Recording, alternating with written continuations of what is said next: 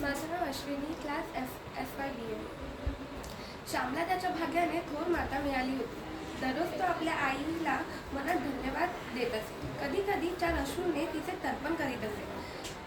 आश्रमातील मित्र त्याची जीवकथा पुष्कळ वेळा विचारी, परंतु श्याम सांगत नसे.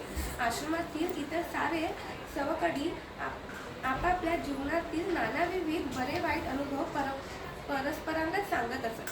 आपल्या सोबत्याच्या जीवनकथा ऐकताना कधी कधी एकाएकी श्यामचे डोळे भरून येत असत.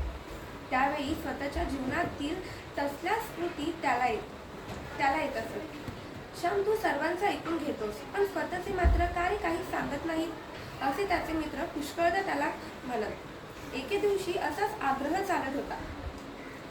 श्याम भरल्या आवाजात म्हणाला, माझ्या स्वतःच्या पूर्वजीवनातील स्मृती करणे मला फार शोकदायक वाटते.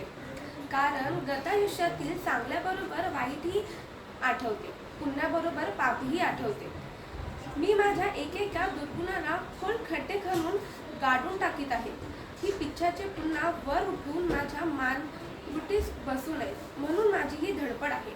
जीवन निर्दोष व निर्मळ व्हावे ही माझी तळमळ, हेच माझे ध्येय, हेच माझे स्वप्न. कशाला मागची सारी आठवण मला करायला लावता.